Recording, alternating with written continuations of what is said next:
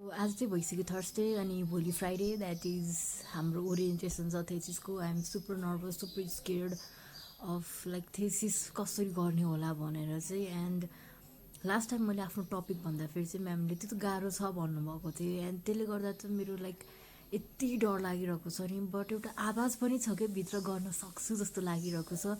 Because I realize कि architecture is all about solving problems अनि त्यो प्रब्लम सल्भ गर्न सक्छु कि जस्तो चाहिँ फिल भइरहेको छ कि भित्रबाट। So I'm going to go with this feeling अनि I'm going to take the same topic whatever the result be. At least मैले त्यो टपिक चुज गरेँ जुन चाहिँ मलाई गर्न थियो नि त, त्यो भन्ने चाहिँ हुन्छ। Okay let's not give a लम्बा चौडा भाषण and get ready to go to office. So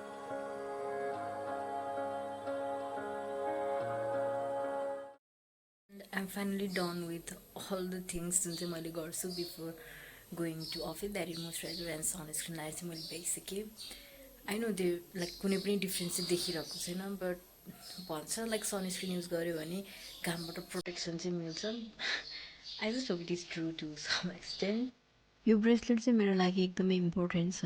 and 2 दिन भएको रहेछ मेरो चाहिँ लाइक ज्याकेटको खल्तीमा भएर चाहिँ मैले हातमा नलगाएको। एन्ड जाडोमा चाहिँ लाइक फुल स्लिभवाला लुगाहरू लगाइरहेको हुन्छ, सो त्यति धेरै मतलब हुँदैन नि त। सो आज चाहिँ मैले लाइक आफ्नो खल्तीमा छ भने थाहा पाएर चाहिँ यसलाई चाहिँ लगाएँ and it is a gift to me. So एकदमै इम्पोर्टेन्ट छ मेरो लागि चाहिँ यो। Finally it is time to get my bag ready. So मेरो ब्यागमा चाहिँ केही पनि हुँदैन if I don't have tiffin. त्यो बाहेक मेरो ब्यागमा हुने भनेको बोतल हुन्छ, mask, pen, pencil, diaries, copy and यस जाडो भएकोले स्कार्फ चाहिँ जहिले पनि हुन्छ मेरो ब्यागमा, नो म्याटर लाइक कति नै गर्मी हुन थाले पनि, बिकज कति बेला जाडो हुन्छ हामीलाई थाहा हुँदैन कि।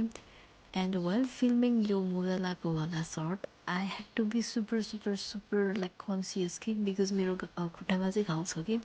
So I was very conscious कि त्यो चाहिँ नदेखोस् भनेर चाहिँ। And there is a story like यो कुरामा पनि which I will be telling सोचेको छु लाइक त्यही स्टोरी भन्दै चाहिँ when I will cross 1000 subscribers which I think is एकदमै लामो समय लाग्छ मलाई चाहिँ। So that is a different story जुन चाहिँ मैले भन्ने चाहिँ डिसाइड गरेको छु only when I will be hitting like 1000 त्योभन्दा माथि सब्सक्राइबर्स चाहिँ। So I am finally ready to go to office.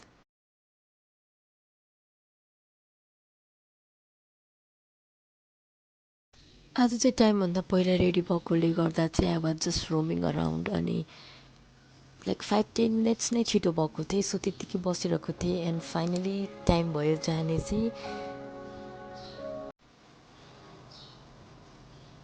Right so I'm back to my home अनि आउँदाखेरि चाहिँ लाइक एकदमै लाइक टेन्सन भइरहेको थियो बिकज भोलि हाम्रो ओरिएन्टेसन थियो नि त। And I was super stress कि लाइक थेसिस कसरी गर्ने होला भनेर चाहिँ।